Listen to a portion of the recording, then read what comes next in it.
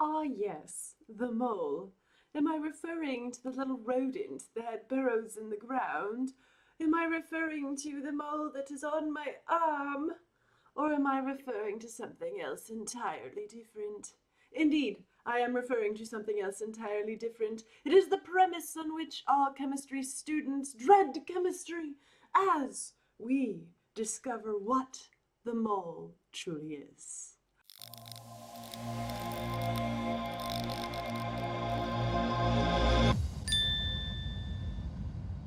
The mole, also known as Avogadro's number. By the end of this video, you will be able to use Avogadro's number, i.e. the mole, as a conversion factor for dimensional analysis. Before we jump in and define what a mole is, let's think about the following words. So if I were to show you that picture of 12 eggs, what's the word that comes to your mind that we typically use to describe those 12 eggs without having to say 12 eggs? Hey honey, can you go get 12 eggs from the store? What do we usually say? Hey honey, can you go get what eggs from the store? Hopefully the first thing that comes to your mind is dozen eggs. Go get a dozen eggs. We don't typically say out 12 eggs. And even sometimes we'll say a baker's dozen, meaning 13. So that's kind of an odd little side note there too. We also have a special number for 13. How about the second question?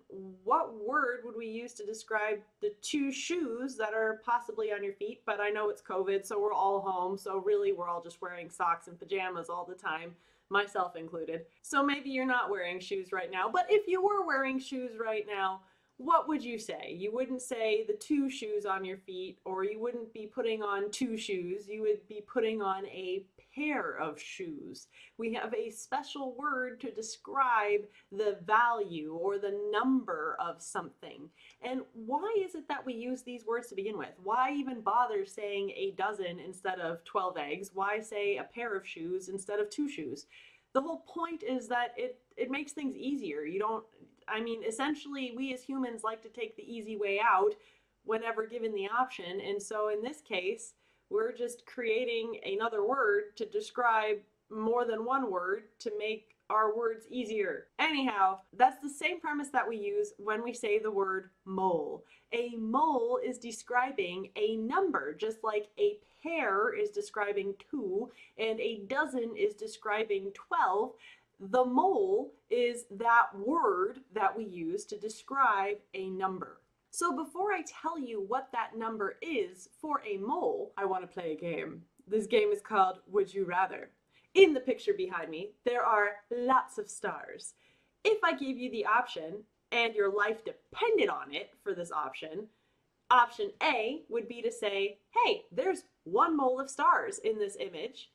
Or you'd have to say option B, that entire long number 602-214-085-700-000-000-000. If you had to say that all correctly, that whole huge number out loud for the first time. You couldn't mess up. You couldn't put a billion where a trillion belonged, or a million where 1,000 or 100 or whatever. You'd have to say it correctly the first time, and your life depended on it. Would you pick option A and just say a mole? Or would you pick option B and risk your life and try and say that whole number? I'm pretty sure you're going to pick option A and say 1 mole. At least I hope you will. This is just another testament as to the reason why we give these numbers words. I know that 12 eggs isn't like trying to say that big number up there, but it's still easier for us to say dozen. Just like it'd be easier for us to say mole instead of that whole big number. So then how big is a mole really? How big is that number? I mean, if we're looking at that number of the stars that was representing a mole in the previous image, how truly gargantuan is that number? Let's wrap our head around it. And I'm referencing this from a wonderful song that I will absolutely sing a little piece of in the next slide. But in said song, they give you a good representation of how truly gigantic this number, a mole, is. I would like you to envision marshmallows, and a lot of them. How much would a mole of marshmallows, if we surrounded the entire Earth with marshmallows, would cover the entire surface of the planet 12 miles high into our atmosphere? and it would be about 5 million trillion tons marshmallows. Okay, so now that you have the idea of us drowning as a civilization, the entire Earth just going under in 12-mile-high marshmallow walls into our atmosphere as 1 mole of marshmallows, how long would it take for us to eat our way to freedom and see the sun again? Because at this point, the marshmallows would be blocking out the sun, and civilization as we know it would cease to exist. How long would we have to eat marshmallows for to save our species and the planet? If everyone on the planet was eating 1 marshmallow every 1 second and doing nothing else for the rest of their lives, it would still take us 40 million years to eat our way out of the marshmallow pile, of the mole of marshmallows. Now, again, this is referencing from the song that I was talking about. I haven't personally done this calculation, but that is a representation of how truly gigantic a mole is. However, if I was to go into my kitchen right now and pour some sugar into my hand, I would be holding a mole of atoms in my hand. So whereas a mole of marshmallows would literally destroy our planet, I can hold a mole of atoms in the palm of my hand because atoms are so tiny. So the value that was written out on our star slide is a lot easier to write out in a condensed form. 6.02 times 10 to the 23rd. So here's the song I promised. A mole is a unit, or have you heard, containing 6 times 10 to the 23rd. That's a 6 with 23 zeros at the end. Much too big a number to comprehend. So 6.02 times 10 to the 23rd atoms or molecules. So that unit itself is interchangeable. In 1 mole, we could have 6.02 times 10 to the 23rd atoms, or we could have 1 mole equaling 6.02 times 10 to the 23rd molecules.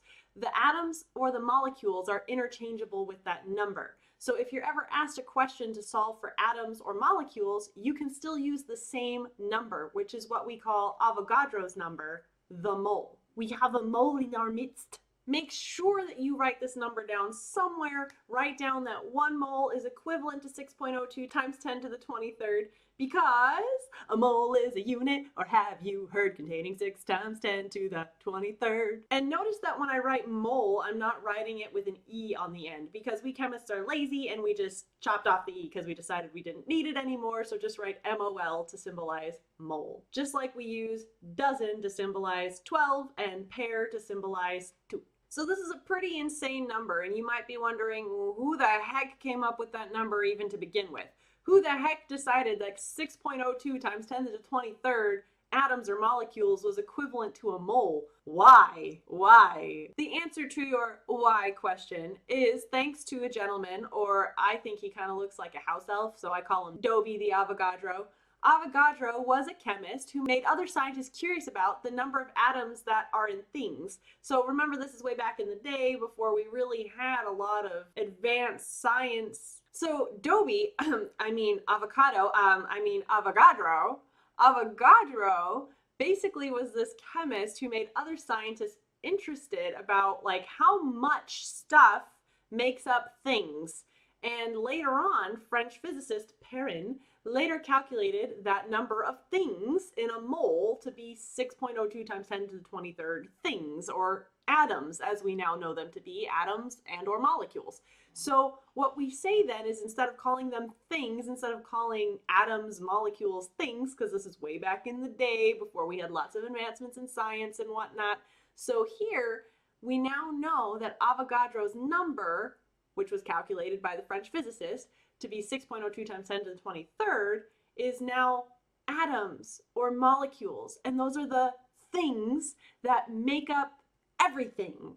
So what do you actually need here? You need to know that 6.02 times 10 to the 23rd is the value in 1 mole. That is the number of atoms or molecules in 1 mole of stuff, of whatever that thing happens to be. Just like 1 dozen is equivalent to these 12 eggs. Well, you know, I feel like I've got this weird mole on my arm. Should I go get it checked out at the doctor or something? So what are we going to do with that number now? We are going to use it as a conversion factor in our dimensional analysis. If you are not familiar with dimensional analysis, drawing a magical line to freedom in order to get an answer and plugging in conversion factors, please go back to my dimensional analysis video and learn how to do that. It's linked in the description below. Please, before you try and do this, make sure you know how to set up dimensional analysis question to begin with. So if you were given in chemistry a question like how many atoms are in 2 moles of carbon, we can now use this domino conversion factor that we just learned for a mole and 6.02 times 10 to the 23rd atoms or molecules, and plug it in to solve for one or the other. In this case, we were given 2 moles of carbon, and the question is asking us to solve for how many atoms of carbon that is.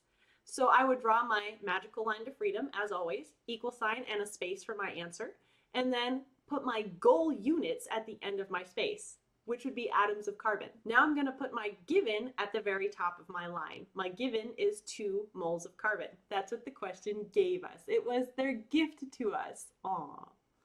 Now we just have to plug in our dimensional analysis conversion factors, Avogadro's number of a mole, in order to cancel the current mole of carbon on the top of our line and be left with units of atoms. So I'm just going to take Avogadro's number and plug it in right there. We can see that the top and the bottom mole cancel each other just like dominoes, and we're left with atoms. All right, so what we can see here now is that my moles on top cancel with my moles on bottom, and I am left with atoms, which was the goal unit we were looking for. So now all I have to do is some simple math. Of course, you should not do any of this math in your head. Get out your scientific calculator, and that's what's going to help you make it through these big numbers, like 6.02 times 10 to the 23rd.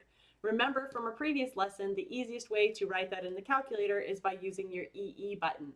So all we have to do is 2 times 6.02 times 10 to the 23rd to get our answer for how many atoms of carbon is equivalent to 2 moles. Now remember, it's going to be a big number. It has to be a big number. Remember how many moles? Remember how much 1 mole of marshmallows was? That was a lot of marshmallows to be 12 miles high surrounding the surface of the Earth. So expect there to be a very large number when it comes to how many atoms of carbon would be in 2 moles of carbon. I'm going to plug this into my calculator as 6.02, hit the second button, then EE, the second button up here, and then your EE button, which is also your comma. At least I think it's the comma. My calculator is so worn out at this point, I can't even tell what's on that button. And then I'm going to put 23, so it looks like this, 6.02E23. I'm going to multiply that all by 2 and get an answer of 1.204 e to the 24. In other words, 1.204 times 10 to the 24. So it makes sense that this would be an even bigger number than 1 mole, because that's 1 mole, and this is 2 moles of carbon. So that's a lot of atoms of carbon in 2 moles of carbon. Ay chihuahua. Your turn to try it. Go ahead and pause the video here and give this one a try. Did you get it? If not, no worries. Let's help you get unstuck. How many atoms are in 5 moles of silicon? We drew our magical line to freedom. We have a space for our answer, and atoms of silicon is our goal. That's what we're trying to figure out. How many atoms? That's why I put it as the goal at the end of the line. They gave us 5 moles of silicon. That given value is going to go on the top of our line. So 5 moles of silicon. Now I need to get from moles to atoms. Conveniently, I have a domino piece that has both moles and atoms in it. Remember that my domino piece can flip one way or the other depending on what I need to cancel. Since I have moles on top over here, I'm going to need moles on bottom here. So the way it's currently written is the way I need it to be. I'm just going to take that and plug it in as my conversion factor. 6.02, I'm going to write E23 atoms in 1 mole. Now my moles on top and bottom cancel. I'm left with units of atoms, which are my goal units, so I know I've set it up correctly. Now all I have to do is a little bit of algebra. 5 times 6.02 times 10 to the 23rd, or E23. Plug all those big numbers into your calculator. 5 times 6.02, second EE button, 23. So it looks like that when you set it up. Hit enter and you get 3.01 E24.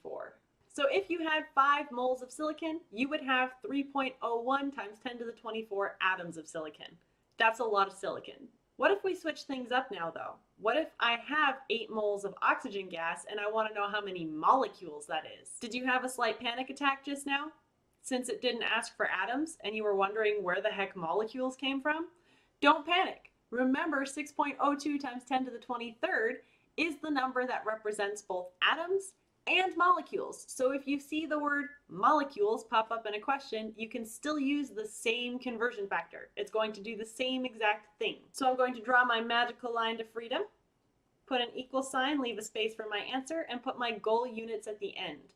My goal is molecules. And molecules of what? Molecules of O2. Remember, oxygen is a diatomic, so oxygen gas would be O2. My given is 8 moles, so I'm going to put that at the top of my line, 8 moles of O2. And now I need to get from moles to molecules. Just like before, I need to put in my domino piece where my mole will be on the bottom so it can cancel. So I'm just going to plug this in as it is. 6.02 E23 molecules, because again, that atoms is interchangeable with the word molecules, per mole. The mole values cancel. I'm left with units of molecules, which was my goal, so I'm on the right track. Now all I have to do is 8 times, because those two numbers are next to each other, 6.02 E23.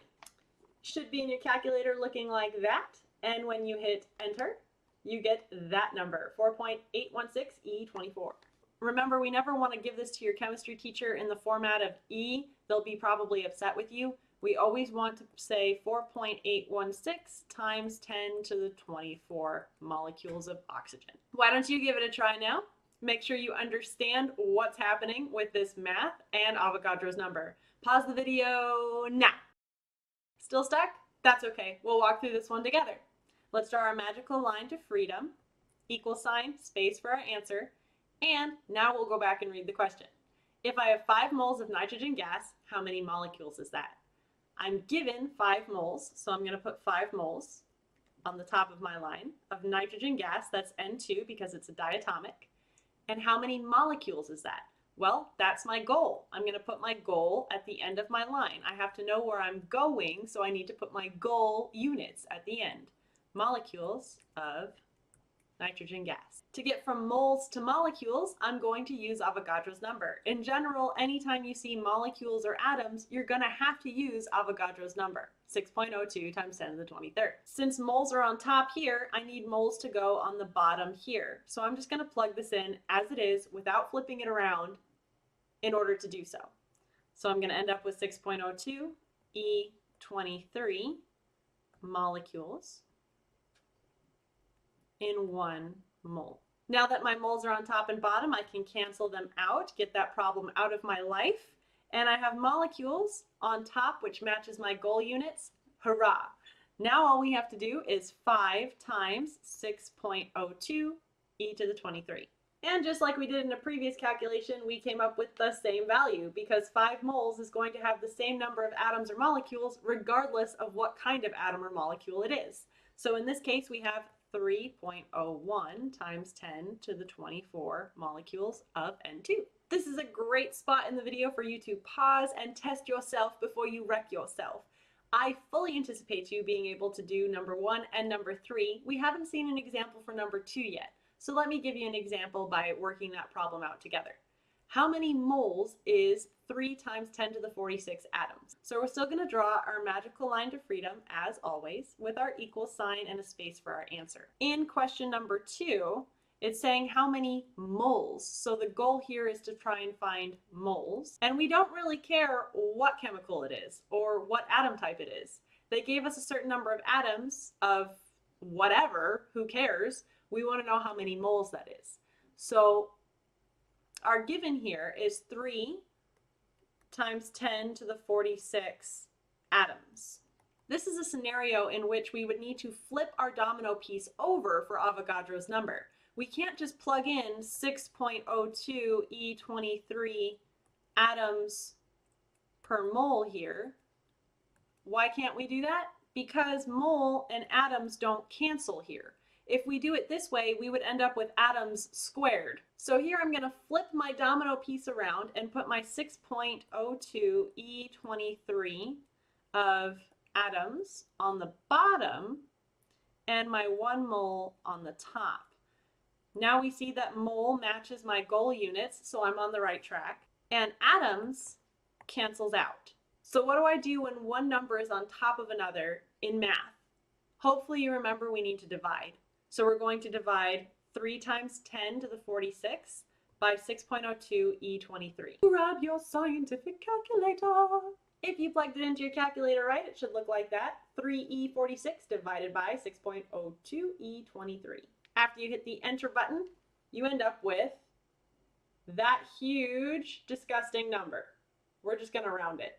So rounded up, that would be something on the order of 5 times 10 to the 22nd power moles. A lot of moles. Now that you'd be able to tackle any order of using Avogadro's number in terms of moles, atoms, and molecules, go ahead and give the other 2 questions a try and make sure you understand how to flip this domino back and forth and use it as a conversion factor. If this helped you understand the mole, please give me a quacks up and subscribe to my channel for more educational content and to make it easier for others like you to find my videos in the YouTube algorithm. Have a ducky day! No ducks, no glory.